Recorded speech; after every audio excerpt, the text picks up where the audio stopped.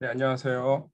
저는 이제 의료와 선교, 제자 양육에 대한 고민에 대해서 오늘 조금 나누도록 하겠습니다. 어, 고민이 저희가 있습니다. 저희 안에. 그 중에 하나는 뭐냐면, 의료 봉사인가라는 고민입니다. 정말 나는 선교지에서 환자 진료와 케어에만 집중하면 된다. 이것이 진짜 의료 선교사인가라는 고민.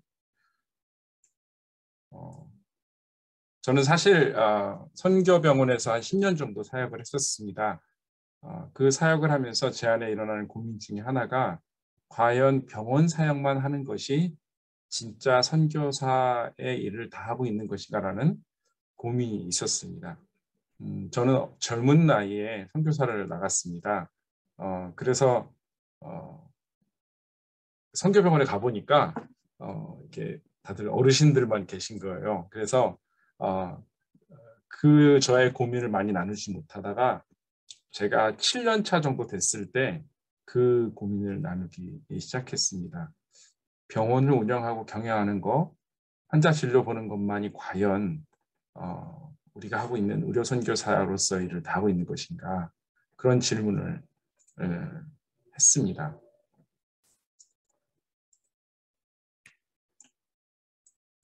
자, 그럼 정말 선교사라면 무엇이 선교사의 정체성을 살리고 이어가는 것인가?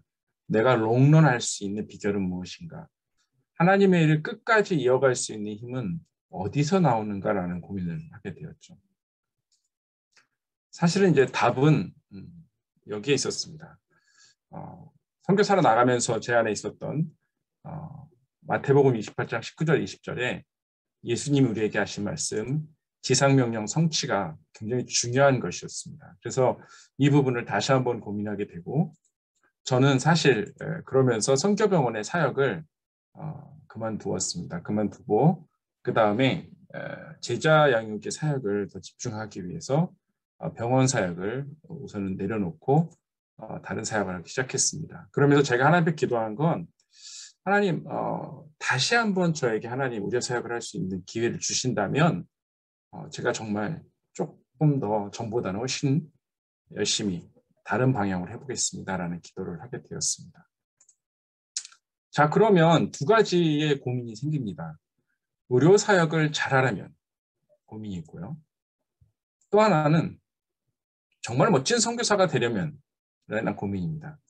의료 선교사, 의료 사역을 준비하시는 분들한테는 이 두 가지를 늘 고민할 수밖에 없습니다. 물론 한 가지만 고민하시는 분도 계시겠지만 이 두 가지를 늘 고민할 수밖에 없습니다. 자, 그러면 첫 번째, 의료 사역을 잘하려면 어떤 고민을 하는 것인가? 이 고민은 늘 있어야 되겠죠. 환자에 대한 예수의 마음이 우리 안에 있어야겠죠. 두 번째는 뭘까요? 네. 내가 현지인들에게 전수할 수 있는 특별한 기술. 이게 정말 필요합니다. 세 번째는 전수 가능한 언어입니다.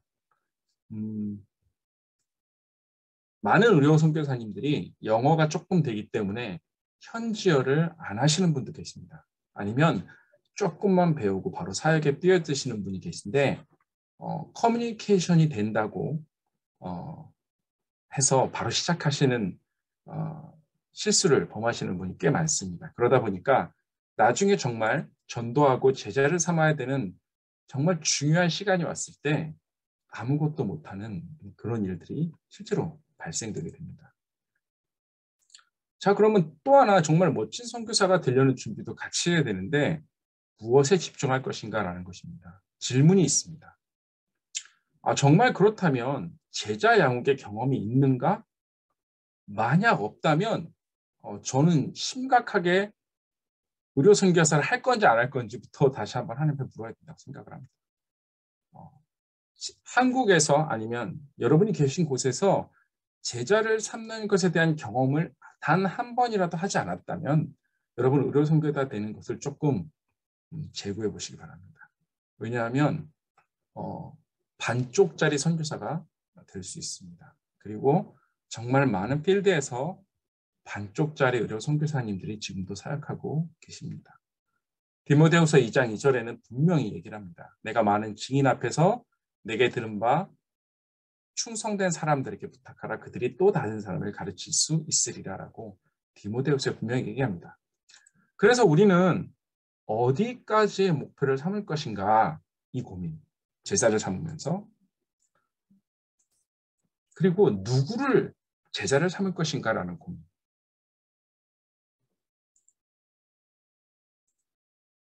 그리고 정말 재생산 가능한 제자냐라는 그런 고민들입니다. 자, 그러면 이런 준비와 고민들을 하면서 저는 다시 한번 사역을 시작했는데 하나님이 정말 감사하게 치과 사역을 도울 수 있는 혜택을 주셨습니다. 사실 저는 치과 쪽에 관련이 없는 사람인데 하나님이 또 인도하셔서 그렇게 사역하고 저는 임상병 의사입니다. 그런데 치과 사역을 하게 되었습니다. 자, 그래서 목표가 있는데요. 사실 의료 사역과 제자 양육은 두 마리 토끼를 다 잡는 것과 같은 것이라 생각하셔야 됩니다. 우리는 정말 실력적인 기독 의료인을 세워야 됩니다. 하지만 또 믿음 좋은 기독 의료인도 세워야 됩니다. 여기서 말하는 것은 현지인을 의미합니다. 근데 문제는 뭐냐면 우리가 뭐냐면 이런 반쪽이 됐을 때 실력만 좋은 기독 의료인을 세웠을 때 어떤 문제가 발생되냐면 정말 명목상의 기독 의료인으로 살아가더라고요, 현지인들이. 특별히 가난한 나라에서는 존경받는 계층이기 때문에 그들은 영적인 영향력 없이 그냥 돈벌이 수단으로 그냥 괜찮은 기독 의료인으로 살아가는 것을 보게 됩니다. 자, 근데 정말 영성만 좋은 그런 기독 의료인, 기술은 좀 떨어져요. 그냥 노말하고 영성만 좋은 기독 의료인은 그래 제자 삼는 것도 좋고 다 좋은데 의료 실력이 부족해서 비기독교인들과 관계에서 그들에게 선한 영향력을 끼치는 것이 어려워집니다. 특별히 이슬람권에서는 무시당하는 일이 많아집니다. 자, 그러면 우리는 과연 반쪽짜리 사역만 할 것인가라는 고민을 다시 한번 하게 되었습니다. 사실 저는 그런 고민을 한 7년간 하다가 2년간 준비하고 10년의 선교병원 사역을 그만두고 다른 사역으로 전환을 하면서 치과 사역을 돕게 되었습니다. 그래서 사실은 두 가지의 일을 하게 되었습니다. 지속적인 기술의 전수가 필요하고 또 지속적인 영적인 멘토링이 필요하다. 그래서 그들과 신뢰와 선한 영향력과 또 영적인 스승이 되지 않으면 이 두 마리 토끼를 잡는 것이 어렵겠다라는 생각을 했습니다. 그래서 현지 치과 대학생들을 2010년부터 그들하고 만나서 제자 양육, 여기 제가 사랑방이라고 써놨는데요. 이게 뭐냐면 제가 사는 집 바로 옆방에 우리 학생들이 살게 되었습니다. 어떻게 하다 보니까. 그래서 그 학생들하고 4년 동안 아침마다 말씀 나누고 큐티하고 모임 갖고 성경 공부하고 매주 채플같이 모임을 갖고 계속 이 모임을 이어갔습니다.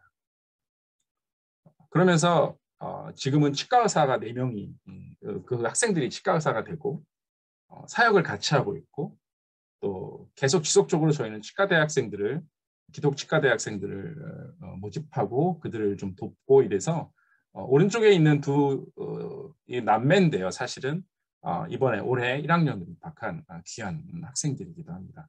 지속적으로 계속 모임하고 지금은 우리 팀이 만들어져서 학생도 있고 치과 의사, 치기공사, 치위생사도 있는데 이 모든 사람들이 같이 사역도 하고 함께하는 귀한 팀이 되어서 사역하고 있습니다. 근데 이것만 하면 안 되겠죠. 영적인 케어도 정말 중요하지만 아까 말씀드렸듯이 정말 그들에게 전수할 수 있는 특별한 기술도 중요합니다. 그래서 의료기술 지원하는 것을 굉장히 중요시 여기고 하고 있습니다. 특별히 치과 대학생들이 한국에 연수하는 것과 매년 단기 선교팀이 방문했을 때 그들에게 기술 이전을 지원해 주는 것을 열심히 하고 있습니다. 특별히 부산에 있는 치과에서 이 부분을 감당하고 계십니다. 이 사진은 우리 치과 의사로 이번에 의사 면허를 딴 우리 학생이 아니죠. 치과 의사가 처음으로 임플란트 수술을 직접 했던 사진입니다. 이때는 한국 치과 선생님도 없었고 한국 치위생사가 좀 도와주고 치기공사는 사진만 찍었네요. 그 상황에서 스스로 처음으로 임플란트를 하는 장면입니다. 굉장히 본인들한테는 특별한 순간이었고 이 학생이 졸업한 학생, 그 자기네 대학의 치과대학 졸업한 학생 중에 제일 먼저 임플란트를 수술을 한 치과 의사가 되었습니다. 자기 기수에서.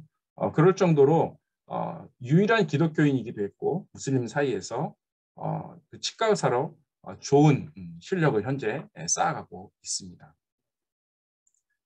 전에 말씀드린 두 가지가 동시에 이루어진다고 저는 생각합니다.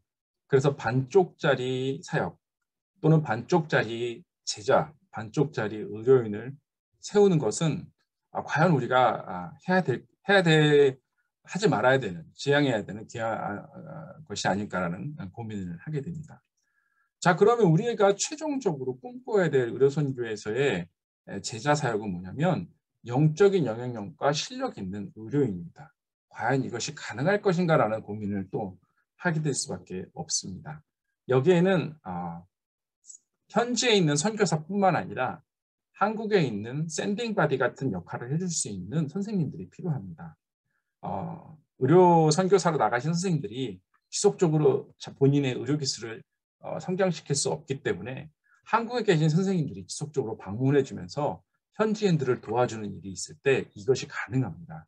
제가 10년 동안 이 사역을 하면서 느낀 것은 지속적으로 계속 방문해 주시는 치과 선생님, 치과 원장님 덕분에 이 학생들이 실력이 성장할 수 있었고 그리고 치과 의사가 되어서도 영향력 있는 그리스도인으로 설 수 있었습니다. 한 가지 예로 파키스탄은 이슬람 국가임에도 불구하고 저희는 매년 성탄절이 있는 12월 첫째 주가 되면은 무슬림 치과 의사와 또 일반 의사, 간호사를 초청해서 크리스마스 파티를 같이 해요.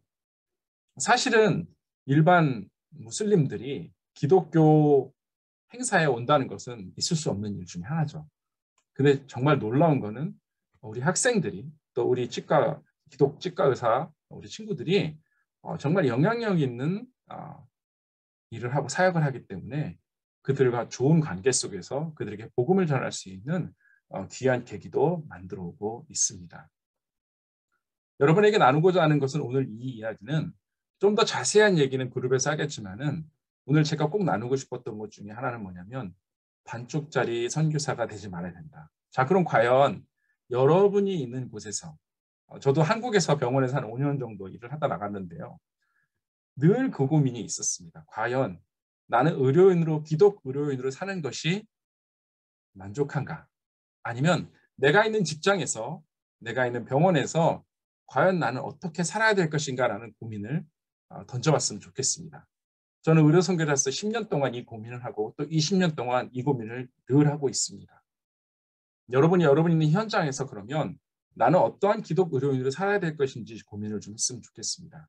정말 50%짜리 기독 의료인, 반쪽짜리 기독 의료인을 살 것인지 아니면 정말 하나님이 원하시는 100%의 기독 의료인을 살 것인지는 여러분이 결단하고 헌신해야 됩니다. 더 시간을 내야 되고 때로는 더 많은 것을 투자해야 되고 때로는 더 희생할 수도 있습니다.